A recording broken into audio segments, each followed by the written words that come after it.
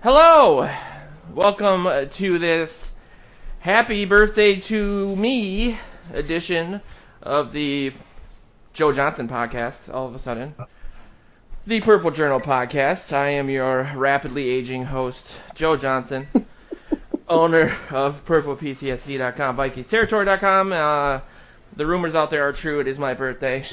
I know you guys have a surprise waiting. I think there's a lot of guys on mute ready to pop out and scream surprise, right? Yeah, that's we have it. Randy Moss here. Oh, finally. A dream come true. I love you. Which Randy Moss, though? Yeah, the disappointing the NFL one. Network one. Yeah. And he's wasted. Yeah, like I said, I'm Joe Johnson, Purple PTSD, VikingsTerritory.com, here with Mr. Joe Oberle, writer for Purple PTSD, Vikings Territory, the Sports Post, golf aficionado. How you Happy doing? birthday, Joe. Happy birthday to you. That's all I wanted. It's you're on the right side of the turf. It's a good day to be alive, right? It was a little iffy there for a minute, but I'm still here. Luke. Yep. How you doing, man? Doing all right? It's my birthday. Which is happy birthday. Come on, so we can go on with the show. Luke writes for Purple PTSD Vikings Territory. He also co-hosts the Pocket Protectors podcast over on the Climbing the Pocket Network. Yeah. We finally got some. I feel like we got some good topics tonight. You know, it's been a little hit or miss lately. The offseason seems to be slowly coming to fruition. But enough about the Vikings. It's Joe's birthday. Yeah. So anyway, I was born during the nurses' strike in 1984. Right. But yeah, Joe, you were out at OTAs these last couple weeks and out at the golf outing yesterday. You didn't. I suppose you guys don't get to actually tee up and.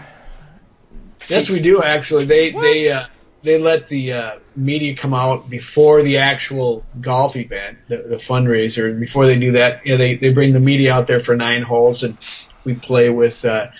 We get in groups and play a 4-man scramble and see how we do. I played with Brian Murphy from the Pioneer Press and Chad Graff and Zach Pierce from the Athletic, and we missed several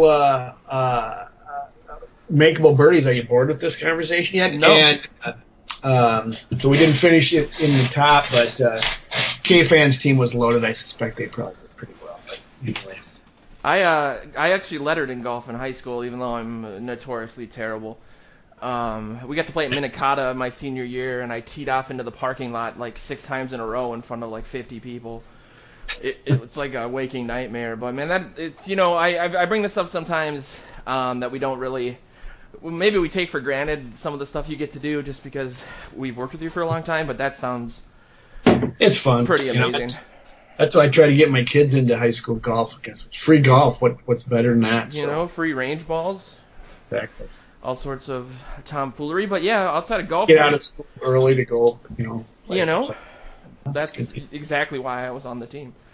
A lot of OTA stuff to get to, and I do want to address some of the propaganda that you put in your article this week, Joe, because I know this so-called struggles of Kirk Cousins seems to be, for my digging, manifestation of your subconscious hatred for.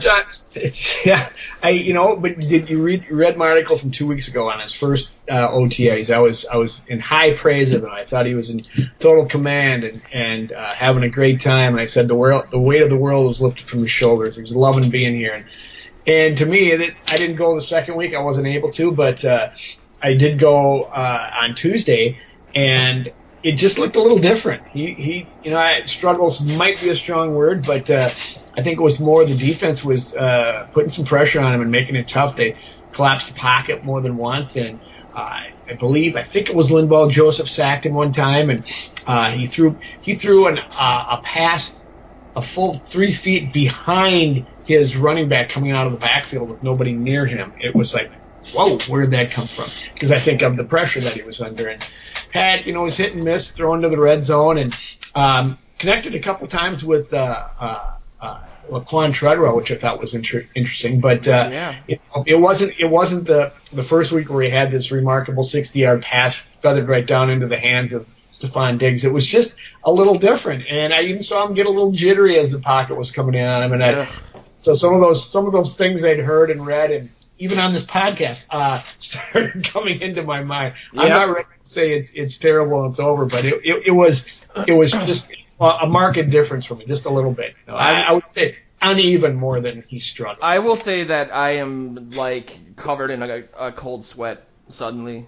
It seems like this nightmare that I've been talking about incessantly on the message board, especially. Every single topic seems to go back to, hey, that's great. What about the offensive line? I just keep putting that out there because I'm super paranoid. But you have to think that too. He's learning a new system, perhaps. Yes, they're also, you got to take it all with a grain of salt. They're in shells. I mean, they're not even in shells. They're in a helmet and nothing else. So they're not hitting each other. I mean, if you're fast enough to get, they know you're not going to hit the quarterback, so the offensive lineman's going to go all out to stop someone rushing the passer. But it was just interesting. Yes, there's the new offense. I even asked Zimmer about that in the media time. I said, you got all this talk about this new offense that the offense has to put in. What's it like for defense to, have for the third year in a row, see a new offensive coordinator, a new quarterback. And they said, well, right now at the time, they're not really putting in so much of the new offense. They're trying to get these guys to see what it's like to play next to each other and to get the snap count on the right way. And I think the defense has a little advantage, because the offense is trying to get in sync, and the defense can kind of just go, full tilt on them when they're not blitzing. But I was going to ask that, how much is it just a sort of vanilla defense, or are they doing some more complex stuff? Oh, not yet. No, that'll come. This is just getting people, as he said, to line up correctly, get off on the same snap count, and to be in the right place where they're supposed to be, and just see how that goes. And we have time. Here we are because we're talking about this. This is our job, and the media's out there, but it's a little, too breathless right now for what's really going on out there. I think it's safe to say with these OTA reports that, no matter if it's a positive or a negative report, you're never that much closer to knowing if players are good or if things are panning out after OTAs than you were before them. He's right. That's exactly right. I would agree with that. It's Treadwell. Treadwell's unrosterable. So I will say though, throughout the OTAs, he is wide receiver number 3. There's no question about it. Yeah, I wrote about that today a little bit in kind of from a personal perspective, basically saying obviously I don't want to root against the guy. I want to give him a little bit of slack because I've always started every article about Treadwell bragging about the fact that I was super anti-Treadwell before the draft, since that's the one thing I've hit on in 3 years of doing this. And so it's good to see. I wanted to ask you about that too, Joe. I wonder how much of him getting that opportunity is the team looking at him, not necessarily for last time, but giving him a fair shake. Versus a Kendall Wright, even though they might not perhaps even end up playing similar positions when they're out there. Have you seen Kendall Wright out there? I think if I recall correctly, the first week you didn't really remember seeing him much. Yeah. You mix him up because his name jersey says Wright and he's number 17. I mean, for us meathead reporters, that's kind of confusing. But no, it's a good way to describe it as maybe they're trying to give him every opportunity, but anything we say, it's early. I know every set they started with, the first team starts with both Kyle Rudolph, who's back on the field, and David Morgan, and then he does a couple plays that way, and then they bring out Morgan, they bring in Laquon Treadwell. So he is probably getting the lion's share of that third receiver time right now. You do see Kendall Wright might get a play, but I wasn't logging him to see how many they were getting. It was just interesting to see down near the goal line that they connected. And I can't remember his name, number 15. made a hell of a catch, third straight in the red zone. But that was probably the most remarkable catch I saw. I'm sorry, I forgot his name. I'm going to look it up and then give you a factoid on him because I have been aggressively researching these third-team idiots. Was it one of the undrafted guys they brought in? I'm not sure, but it was he was covered completely, and he made a leap right at the back corner of the end zone. He jumped up with the guy all over him, put one hand up, and corralled it with two, and made a great catch to come down with it. And I will say, I do believe that Laquon Treadwell caught a pass on Xavier Rhodes one time, which was a nice diving play. And Rhodes was pissed when he didn't get him, so that was kind of neat. So he's flashed a little bit. To answer your question. Brandon Zylstra, who's from small town Spicer, Minnesota, just outside the Twin Cities, actually played in the CFL for a year, and his small town supports him so much they all pack him to the local bar to watch his CFL games, and then now pack him to the local bar to watch all his preseason games. That's right. One of the other guys said, "Way to go, Z!" when he brought it down. It was that's the guy. Yeah. And in my article, I said it's a weird dynamic with Treadwell to say that anything you get from him is basically gravy, just because of the way the offense is composed with Diggs and Thielen. And I wonder, a lot of the question mark articles that have been coming out about him being on the first team, or if this is a make or break year, which he has denied, which seems a little delusional. But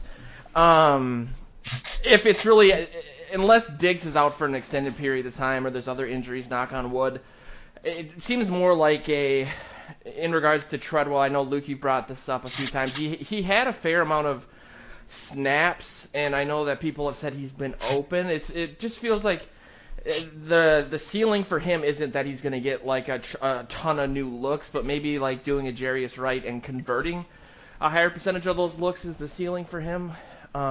Just with makes a lot of sense. With Rudolph and Cook also, like he's probably going to be the fifth. He was fifth last year, I think. Yeah, he'll probably be the fifth target again behind Rudolph, the main two receivers, and Dalvin Cook. But that's going to be any wide receiver 3. Totally. His ceiling is probably like modest wide receiver 3 production, and you hope it's a lot of first downs. There's a great article by Warren Ludford at Daily Norseman about him. Basically, for one, he strung together all of the very open looks that Case Keenum never even looked his way because he was on half-field reads, which is something we've talked about a lot on this pod. But also a bunch of targets where Case Keenum missed him, which guys like Diggs and Thielen can overcome, but if you're not elite like them, it's a little harder, and you would hope that Kirk Cousins can give him some better looks than Keenum did. And also, Kirk Cousins can read the whole field, which Case Keenum was not doing. So you could hope that he gets a few more targets, but it's not like he's going to be a 1,000-yard receiver or anything. Totally. And as disappointing as that is, that we can't even set our expectation that high for a first-round pick, that's just the reality at this point. I think he's not. He is who we've seen he is. I think he's going to get, not like Luke said, you said not a great amount more opportunity, but he's going to get a shot to be in there. They're going to give him every chance, at least one up till the games to show what he's got. But I don't know that we'll ever see other great production out of him. But I think you'll see more out of him just because there will be opportunity. But I don't think there's something prove himself that much. But go ahead. Oberle, there's something you mentioned that stuck out to me, that their base set right now is 2 tight end or 12 personnel. That's really interesting. I thought it was. I kind of foresee David Morgan being in on those a lot because he's a good receiver and he's slow as all get out, but everything else he does is good. He can run a good route. He can adjust the ball. He can body out defenders. Big time. So that would be an interesting passing concept thing for DiFilippo to use, having 2 tight ends and both of them being viable receivers like Vernon Davis and Jordan Reed at Washington where Kirk Cousins had him. That would be awesome to be able to utilize. And honestly, if at the end of the season we're saying David Morgan had more catches than Laquon Treadwell, I wouldn't be shocked just on the basis of people are going to see how slow David Morgan is and just not bother covering him.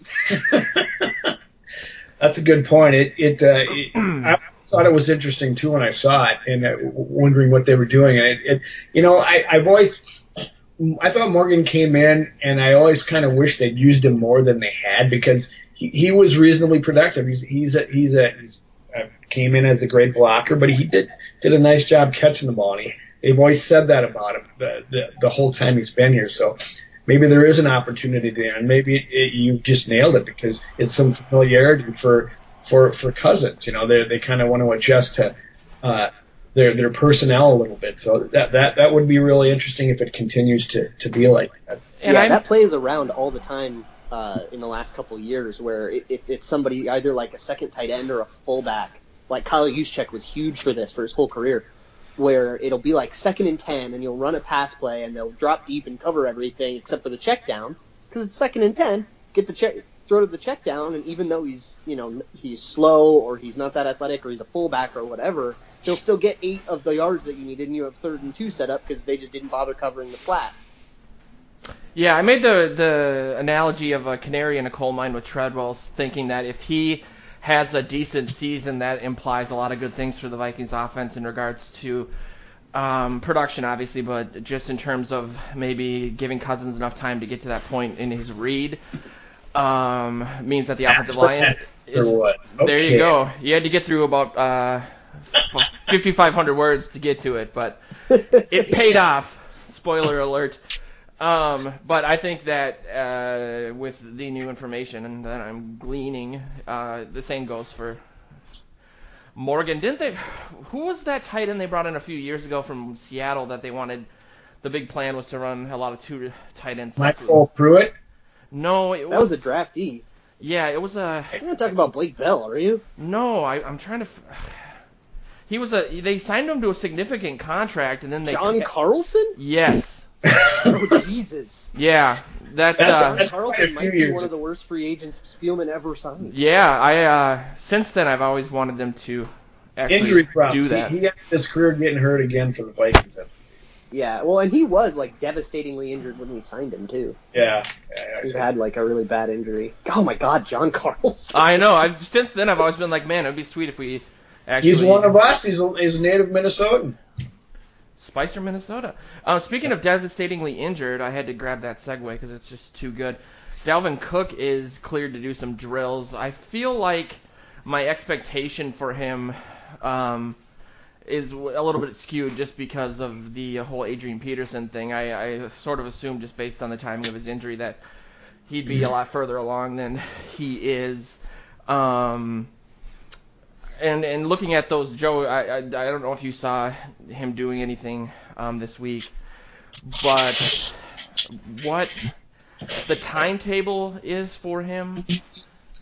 I don't know what the exact timetable is. That what they had him doing on Tuesday was lining up with some reps with the first team, and I don't think they gave him the ball, even though they were primarily running the ball in these sets out there that they had out there.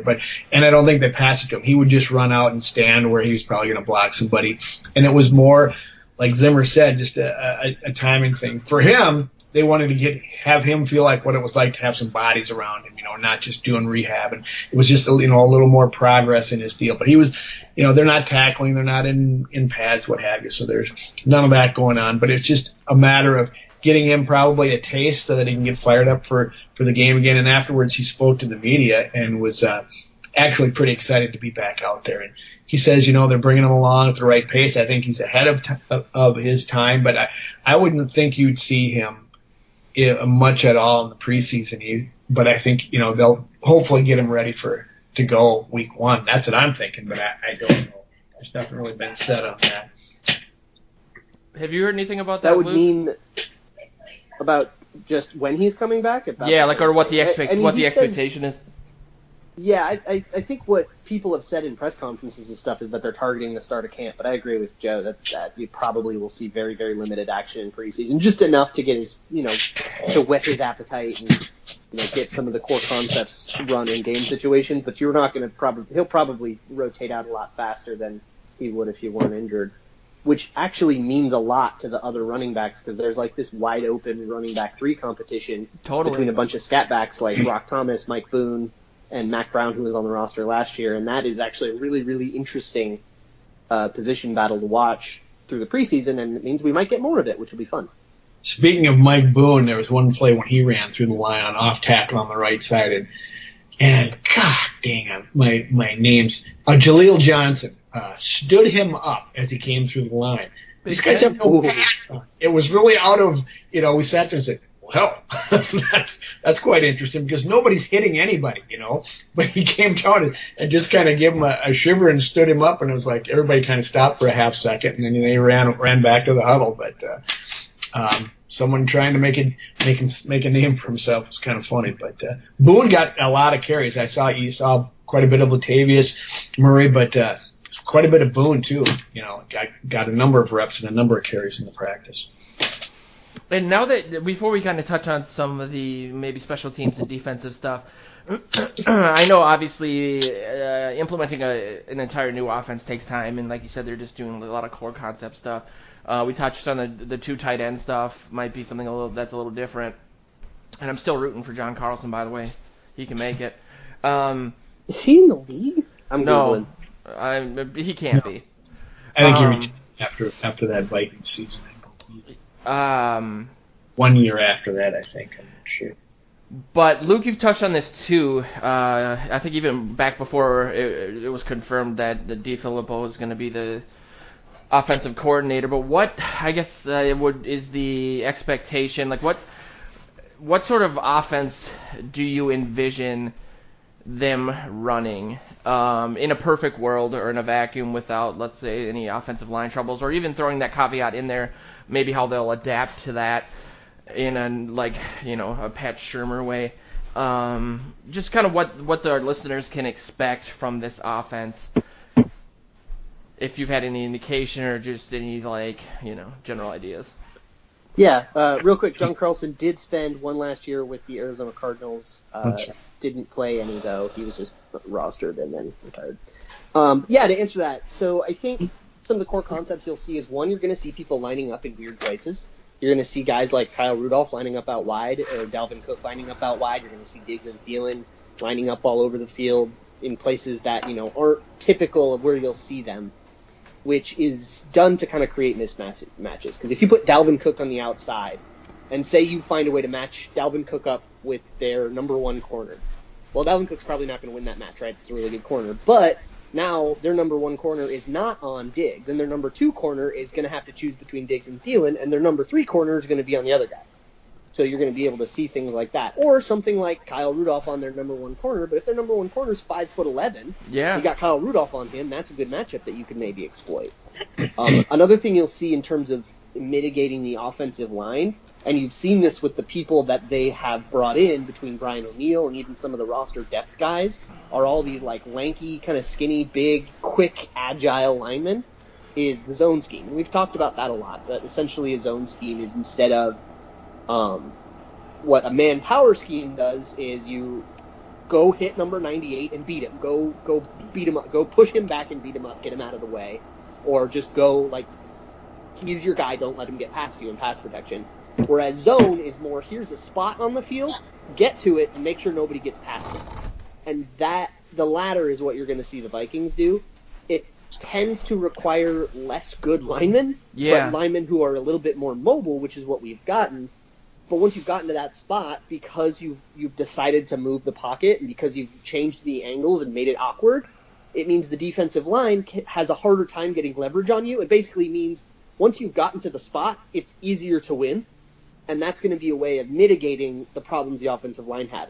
The 2015-2016 line, in addition to injuries, and in 2017 to a degree too, had a lot of zone-ish players. Like Matt Khalil was undersized and agile, and we had him running power. And that probably had a huge effect on his career. Yeah.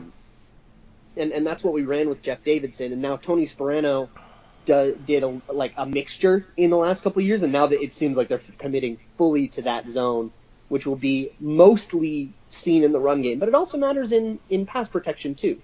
And DeFilippo's talked a lot about, in Philadelphia, moving launch points, meaning changing where the quarterback throws from. So if you could move the offensive line and basically take, say you could set up a clean pocket with the quarterback in the middle and then shift it to a different hash marker, shift it, over a couple yards. That's going to make everything really awkward for the D-line, possibly give Kirk Cousins a little extra time and make it easier for the offensive line to do that. Yeah, and I think that's a big aspect of Khalil's career, like you said here. He got sick with pneumonia and dropped like 50 pounds. And then after, he never gained it back. Yeah, he basically decided to become this undersized, super athletic. He didn't want to be seen as some borderline, morbidly obese offensive lineman. He wanted to be like a taekwondo offensive lineman. And that's the difference between his rookie year, which was amazing, and the rest of his career, I feel. And he overset a lot too. And he was trying to move to spots, but he would do it too fast, and then the D lineman would just cut him off and cut inside him, and then he'd be gone. And that was a lot of his pressures were because he was oversetting. And this was a topic that was outside of the OTAs, but it makes sense here with obviously Brian O'Neill being the comparison to Khalil in terms of Khalil's aspirations to be a tight end, and the stories of his dad basically saying you got to play offensive lineman because that's. We have two former tight ends in the room this year. And Luke, I think you were looking at a week or two ago, the body management, the weight gain, the what it's been tagged as the seafood diet for Brian O'Neill, which is I think seafood and eat it. He'd wake up at 3 a.m. and knock back a couple PB&Js. It was insane. Every night. I've been pointing to the Joe Johnson diet, and the more I hear about it, the more it's just the exact same thing. But he obviously came in to OTAs having gained depending on who you want to listen to. I know, Joe, when you first saw him after the draft, you had said that he wasn't near what he was listed at. And so it's been a kind of interesting surprise to see him come in at that weight. And so I wanted to touch on that a little bit. And then also we did talk about this on the last show because I was super depressed about the offensive line. And Luke, you one of your things in regards to walking me back a little bit mentally was the fact that Brian O'Neill might actually contribute this year, which was something that people, myself included, were thinking he might not be able to. I just wanted to kind of touch a little bit on where he's at, what you think. Obviously gaining that much weight and then playing is a whole different ball game. Your body's different. But also what that means, where, I don't think we really specifically got into super deep, what that means for the offensive line in regards to where he might actually contribute, what that might mean for, Reef, where he would go. O'Neill would probably be a right tackle. Yes. Until Reef went. If O'Neill turns out to be very good, which would be awesome, you're probably in a situation where you're cutting one of Reef or Remmers, depending on which player you like better, the contracts, and kind of what you want to do there. That would be an interesting choice. But you probably end up cutting one of them to save money, which would be an excellent way to help relieve all the pressure from all the guys we've been arguing about all offseason, the Diggs and the Hunters and the Bars. But I think immediately he would probably be a right tackle off the bat. You'd kick Mike Remmers into guard, or maybe even kick right Mike guard? Remmers to left guard if you're okay. right guard, or right, maybe kick Mike Remmers to left guard and move Easton if you didn't like Easton or something like that. You'd probably do some shuffling there. But I'm curious, Oberle, what do you think about how he's been looking weight-wise at OTAs? I didn't even look at him this time, and I wish I had now that we're having a discussion. But, yeah, I did. When I saw him that first week, I obviously described to you what I thought, but he was saying right there that is his thing. That's what he's going to do. I'm going to put on weight. I've done it in the past. And you hear that it's trying to happen. Now, that's not always easily done. I mean, he was, with the history of him, when he went from tight end to tackle in college, he had to put on 35 pounds. And so now he's got to put on even more. So it'll be interesting to watch. But for the third or the second week of OTAs, Remmers has been playing right guard. And Rashad Hill has been playing right tackle. At least that's what was happening on Tuesday when I was there. So I really think once Elflein gets back, you'll see Easton moving over to left tackle or left guard, and Reef is going to stay where he is. But I don't know. I would like to see it. I think they're going to really probably spend a year trying to beef him up, get him ready to go, and see if he can contribute. I'm not sure if it'll happen, right away. It could happen later in the year, and if it if out of need, it obviously will happen. But I think they're going to try to go with Rashad Hill for a while and Remmers is really becoming that guy inside. And Mike Zimmer talked positively about him and saying, once again, how good it is to have somebody that can move around and move to different spots in regards to Remmers. So that's what I see happening, and we'll see. I think we'll see something from O'Neill later on, but not right out of the gate. It's interesting. It's interesting. Also, I've been, obviously the Richie Incognito thing, it wasn't going to happen, but I've been pushing guys like Zane Beadles, just because he can play multiple positions as well as a depth guy. But it is interesting to see that they haven't at least really focused on bringing anybody in externally. I don't know if that's a confidence thing or a sign of just them being stubborn. I guess we'll find out when the season starts. But I guess everyone tells me they have a plan. Calm down, and it at least seems that they believe that they do. Maybe it's they definitely two tight end sets. Excuse me, with Morgan being kept in on the right side. Because that's where he was lining up. But anyway, sorry. Go ahead. I was going to say the same thing. They definitely have a plan. Whether or not we like it, we can discuss and talk about it. But it's not like they're just going in saying whatever happens on the we don't care. Yeah, that'd be a great way to run a team. I think that's the narrative sometimes, that they're like, we don't care. Like, they have a plan. We can decide if we like it strategically or not. But they have something and they're doing it. That's the caveat. I guess the question sounded pretty stupid, but it seemed like perhaps their plan didn't work out in the draft, and I figured that they might reel from that a little bit, but it doesn't seem to be the case. That was your plan, Joe. That was your plan. The best plan, but it's the best plan. Looking at the defense, too, obviously one of the bigger stories out of OTAs, perhaps the biggest story has been Holton Hill coming in, and I wonder how much his development is to the detriment of Hughes, with Hughes not being out there. I know he seems to be close to a deal. I don't understand what the problem is. This doesn't, at least for the Vikings, hasn't happened a lot since they changed the rookie contract structure. I don't know what his gripe is or what he's looking to get more. If I was under the impression a lot of that stuff was just set in stone for first round picks, but he's willing to learn, but not willing to sign. There you go. That's a good T-shirt. It's probably offset language, which, as far as I understand it, it's the difference between if you get cut. This is something that's negotiated in every rookie contract, and it always holds up a few first rounders. But essentially, it's like if they get cut, and then say he makes $10 million, and then he gets cut and makes $5 million with a new team. It's like whether or not the rest of that $10 million gets paid out or something like that. I don't have a great idea, but I know Arif Hassan did a great job explaining it on the most recent Norse code. So if you go listen to that, he explains it well, or you can Google it if you really want to know and don't want to be lazy. Just Google it, maybe. Well, ouch.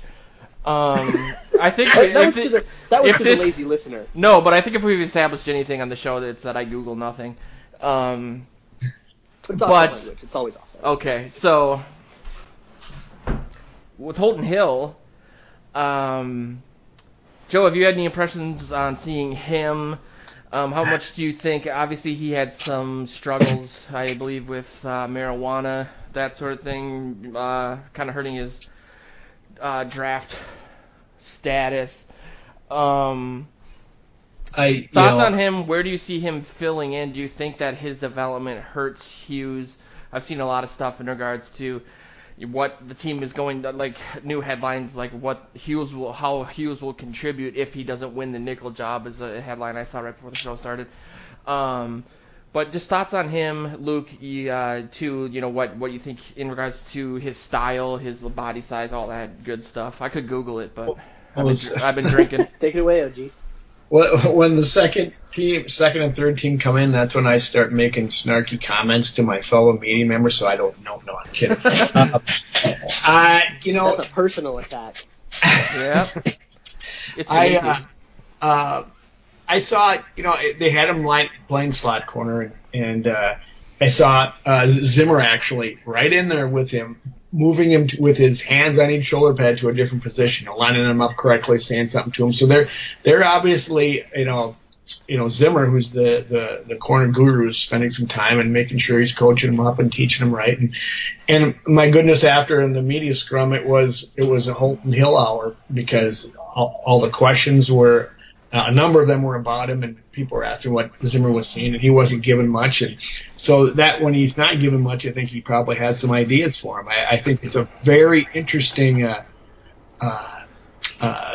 deal with him and Hughes. And, all of a sudden you think, well, where are these guys all going to fit? And you start looking at guys like Terrence Newman, who made a savvy veteran play. And I just looked at this, oh, my goodness, here comes this guy. I can't remember exactly how it went, but it was like he still made a play, diving in front of a pass to a receiver, knocking it down, because he'd read which play was coming before it got there. So he's still got some skills, but you wonder who the odd men are out, and because you got Trey Waynes as your presumptive starter, and on the right corner or left corner, whichever it is, and you got these other guys coming up that are going to want playing time. I don't think it's going to affect. I think both of those guys make it one way or the other. It's my impression, but it's really too early to tell.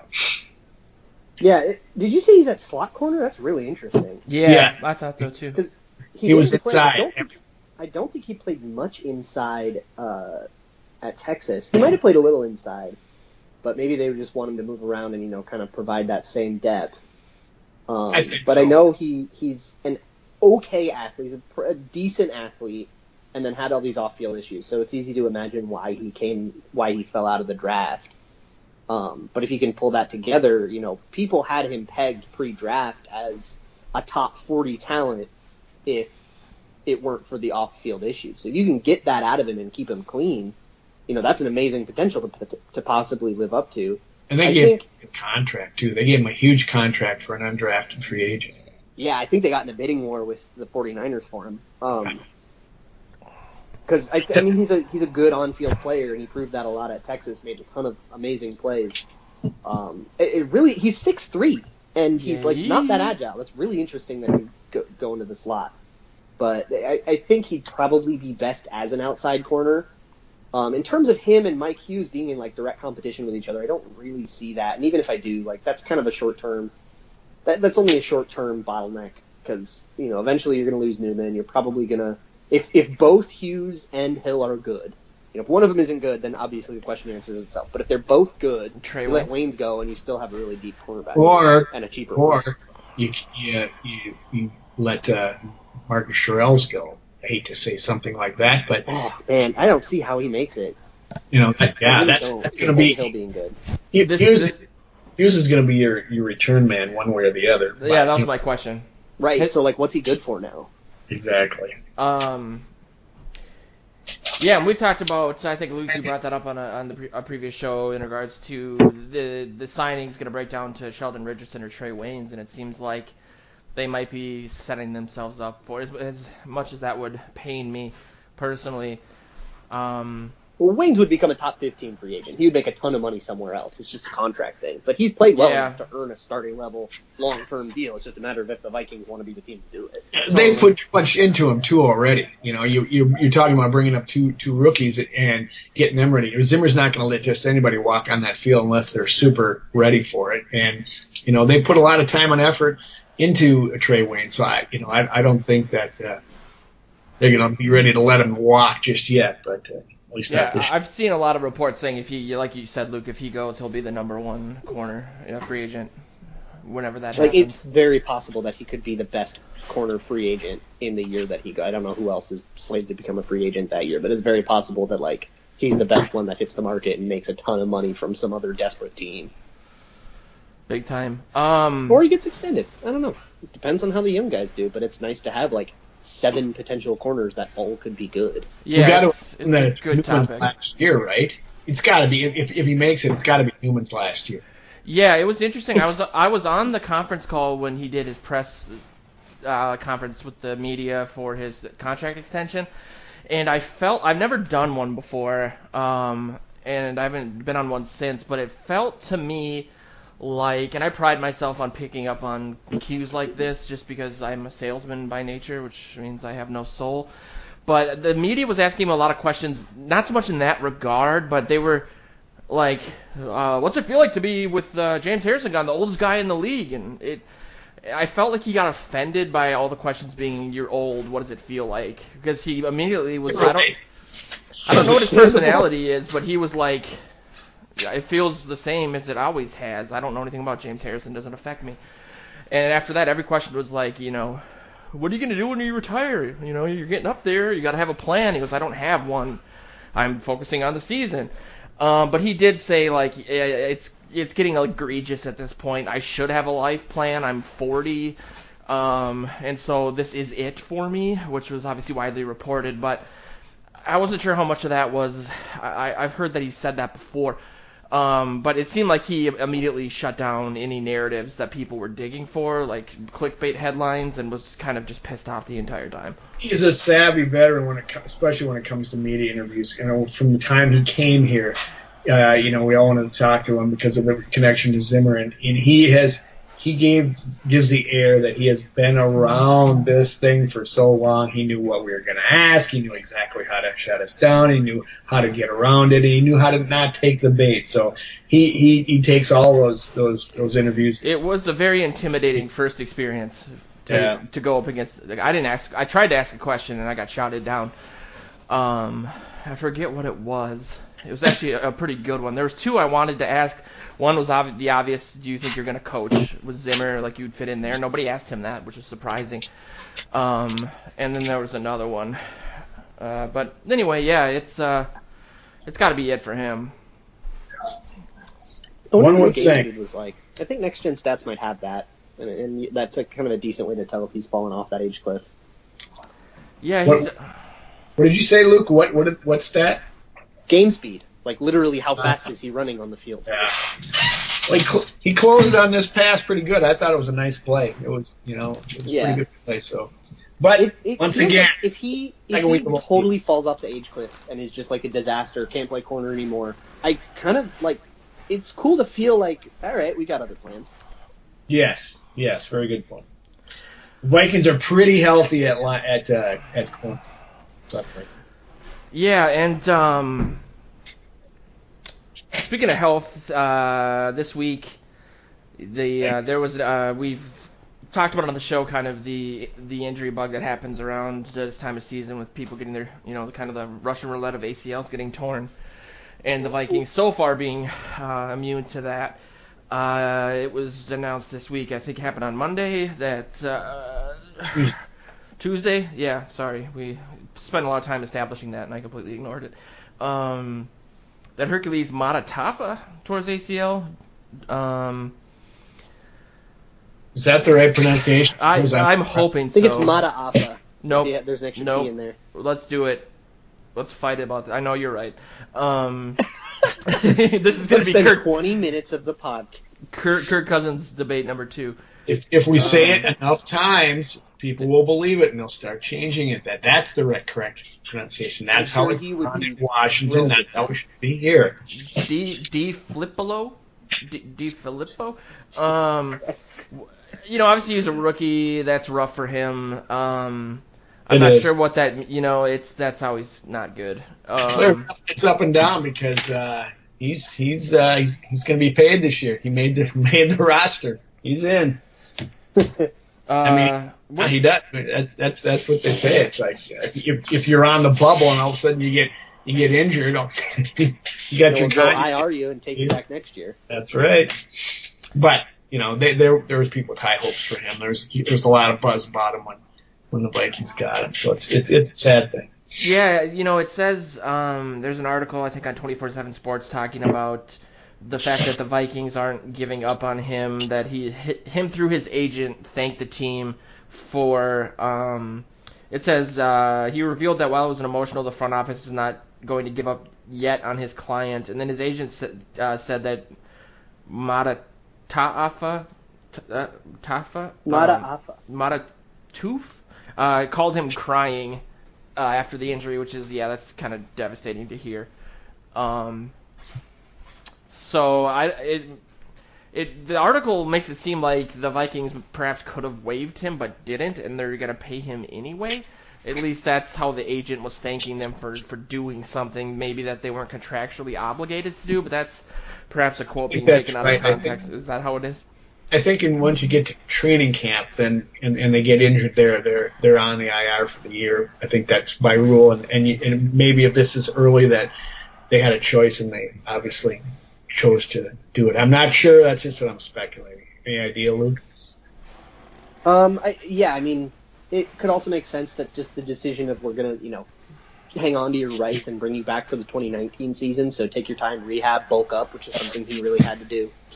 And we'll see you next May. That could also be something, and that level of security would be very, very good for a player that fell out of the draft to here.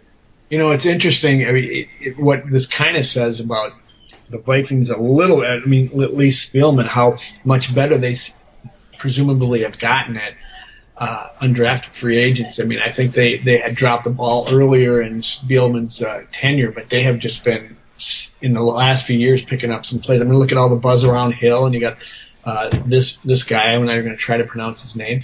And Hercules Mufasa.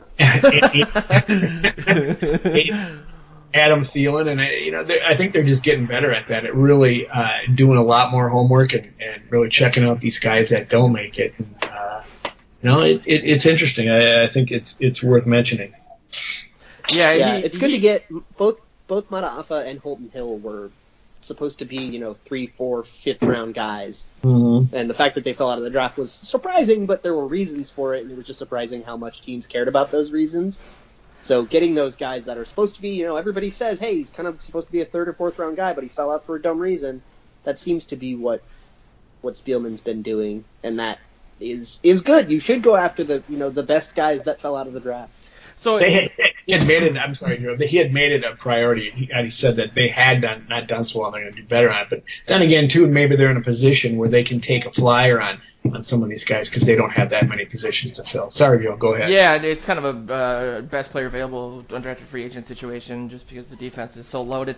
I was just going to say that I think was the case for him that he was undersized. I know that they wanted to move him to perhaps the linebacker.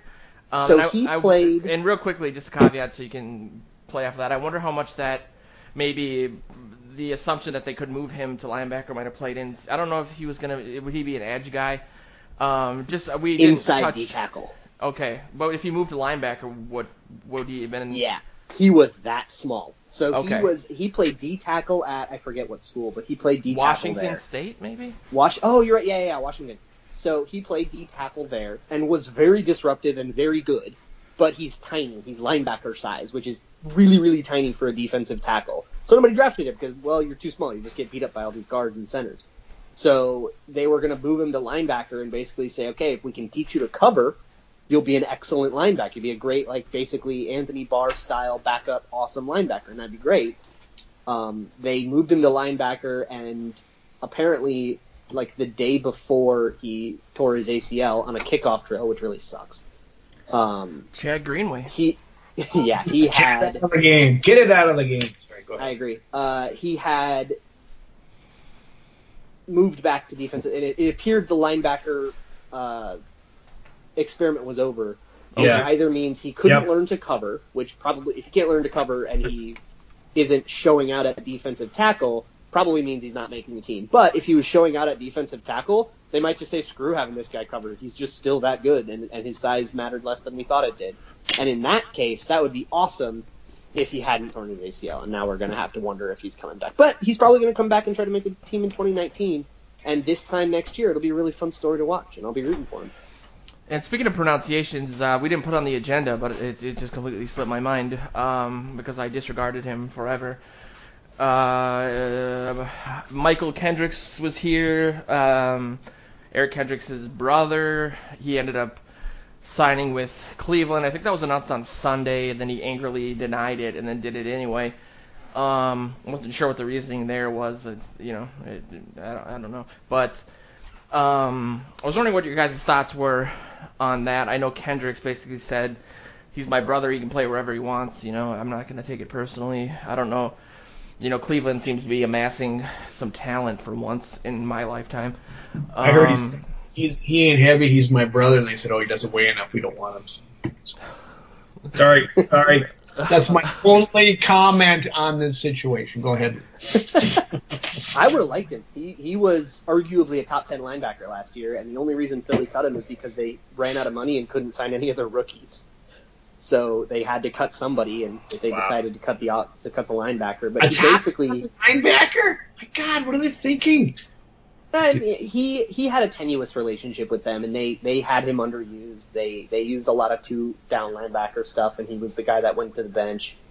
But then they started blitzing him more, and he kind of had a renaissance year in 2017. But he wasn't a top 10 linebacker until 2017 when they started blitzing him more. So if he played the Anthony Barr role, and that was kind of the discussion, was if you get Michael Kendricks and then you just let Anthony Barr walk out the door next year, have a crowded room this year, but that's a good thing, and then you're not, and then you let him go.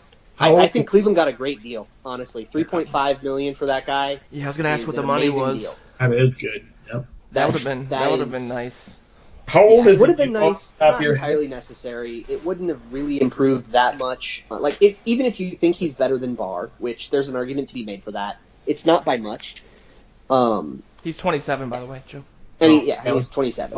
I was so he would have become the long-term guy instead of Barr. And if you think he's better than Barr, that's fair, but wouldn't have been by much. So it wouldn't have changed things all that much. It just would have been cheaper, probably, because of his weird career trajectory.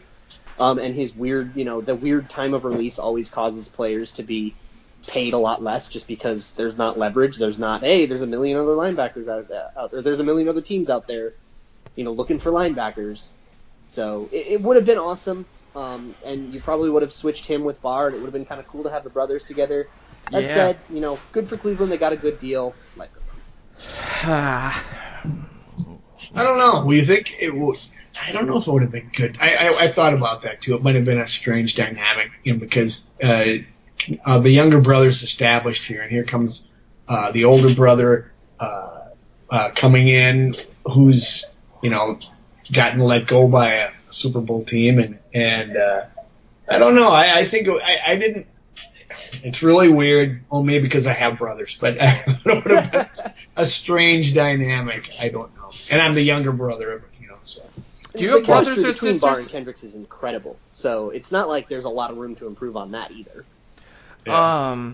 And I think we've talked about Barr. The understanding with his contract was that, and correct me if I'm wrong, because it feels wrong that I'm saying this, but that his contract's going to be bigger than what Kendricks got, which is a pretty substantial jump from what by a lot Cleveland gave the other Kendricks, obviously. So yeah, that would have been nice to. And look what happened to the Khalil brothers when they got together, huh? Yeah. Hey, they made the playoffs. I don't have brothers, but I have an overbearing dad, and I know what that's like. So I empathize with the Khalils. And outside of that, I mean, has there been any? Did we talk about the kicker battle? We did last time. I don't know if there's been some saucy quotes coming from the guy that you would least expect to have that much confidence, just judging on the way his helmet looks in regards to Forbath and how he's never lost a competition, but everyone's like, yeah, you Bring have. back the single bar. Yes, the Gary Anderson style. It's over. I'm sorry, I hate saying it. I hate, I've just got a really weird vibe about it, because I saw the look on his face when he got interviewed the first week of OTAs, and it was a very defensive look, and you've got to know that he's feeling it, bringing this guy who's probably got a stronger leg, and they're going to go face to face, and they drafted him. I've seen a lot of people on our message board say that if they spent a 5th round pick on a kicker and then cut that kicker, that would have been people perhaps that are in the same line of reasoning as me with the panic with the offensive line, or we're thinking I'd be super pissed off. That's keeping the better kicker. Yeah. Yeah, those people better have been exactly as mad about Rodney Adams. I was. I hate YouTube. No, yeah, it seems like, regardless of what happens with the kickoff thing in the upcoming season, Forbath has a a limit to his leg strength. He's you don't get as nervous as you did with Blair Walsh when he's kicking from 35, 38, 40 yards, but that combined with the extra point thing is probably going to be the end of him. But you got to bring somebody in. You have to bring somebody in. You have to create the competition. You have to put pressure on these guys. Whether it's the incumbent or the challenger, you need to do it. If it costs you a 5th round pick, that's fine. You don't have that much to worry about. I think it's worthwhile on a roster. It might be a little high, and I'm sure Luke has already written a story about never draft pickers, so yeah. He's going to disagree with me. But I think for a team that's as good as the Vikings are, this was a position that's a liability. I think at some point in the draft it's worth it, and if they felt they needed to get him worthwhile, if you spend that. They got plenty of picks, and I'm all for it. I want to see how Forbath does under pressure throughout OTAs and throughout camp. But I don't think this bodes well for him. I think he's going to be unfortunately I think he's going to be gone. The variable there is real quickly just obviously that pressure, Joe. Like you look at, I brought this up on the last show I believe, but the fact that Forbath did kick that go-ahead field goal against the Saints that didn't end up mattering. He did that. You can have a guy like Blair Walsh who had a monster leg and broke all sorts of records as a rookie, but then that mental aspect gets into it, and that's the only kind of hesitation I have in regards to but the rookie. Didn't want him kicking the game winner. We went for 6. Yeah, well, when you're that good. Just kidding. So here's what I'll say. I've already talked plenty about on this podcast, and I've written a whole article. Go check it out. It's called Never Draft Kickers, about why I wasn't happy with him as a draft pick. But now that he's here, that's all kind of water under the bridge. Here's what I'll say about Kai Forbath. He currently, correct me if I'm wrong, has the best field goal percentage in Vikings history. And in my opinion, he has made the best kick in the biggest big-time kick in Vikings history, because I don't think it gets bigger than basically enabling that Minneapolis Miracle. That doesn't happen without that kick. Yeah. The Saints do everything way differently without that kick.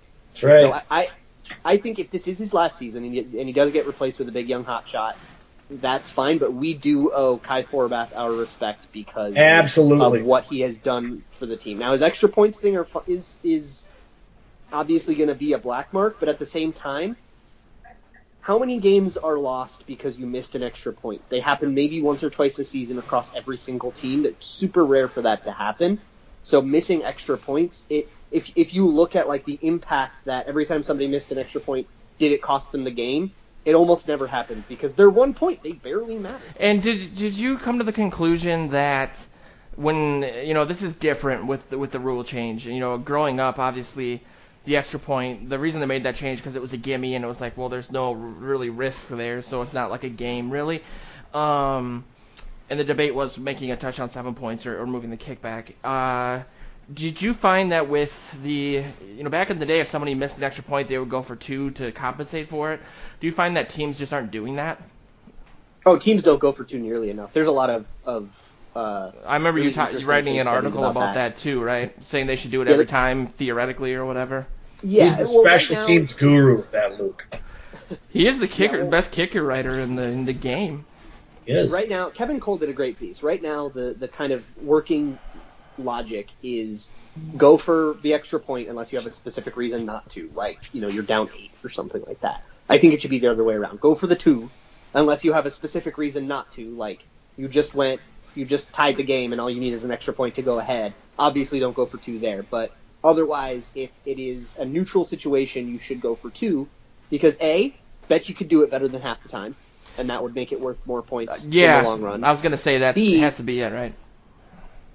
The way it like kind of branches out, if you go for 2 twice, the only way you end up behind is if you miss both of them. Yeah. If you make one and miss one, you're in the same spot anyways, and you're opening yourself an opportunity to like build up a lead there. And if you make the first one, now you can coast and go for extra points the rest of the way, and you've made the other team down a 2-point conversion. You've made it that much harder for them. So it's basically like, I think in like 70% of situations, of permutations of making and missing extra points or 70 or 80 or something way higher than half, it's better to have gone for 2 every time than it is to have gone for the 1 every time. And the Vikings last season had like this ungodly red zone touchdown percentage, if I recall correctly. Like they were scoring. Yeah, they had amazing play designs down there. You know, so you think that that would translate over to 2-point conversions as well. That's interesting. Let me say on the record as well. I have been pulling for Kai Forbath. I really appreciate what he did for this team last year, and I want the Vikings to choose the best kicker. But so I feel a little bit bad for him because I think he's up against it. But he seems like a really decent guy, and he's been a great Viking. He'll get picked up too for sure. Absolutely. Yeah. I'm also biased because his hometown is where I live now. Sorry, Joe, I derailed you. Go ahead. No, I got nothing. I'm just sitting here waiting for my gift. I don't know what the holdup is. If you guys. Randy Moss passed out. He was too drunk. Well, that would actually be my dream. It actually sounds a lot dirtier than I expected it to. Jesus Christ. He's mine. Oh my God. So. Our presence is your present. Hey. You're just cranking out these T-shirt catchphrases. I'm right. Did you see the one I sent you? Yeah, I said something about it in the chat right before I called you. That's being made as we speak. This is great audio content. Well, it's a good way to segue from Randy Moss date rape to the fact that we're selling T-shirts now. You know, for those that didn't tune out. Probably by the time the next show is up, we're going to actually have a functioning T-shirt store and a Patreon, I believe, because got to move out of my parents' house eventually. So check that out. Do check out the message board. We do have some activity going on there, which is pretty cool. I'm not sure if you guys had any. Joe, you just had your OTAs piece. I don't know if you have anything coming up next week that you want to plug, Luke, as well. Going to minicamp. Ooh, we're getting there.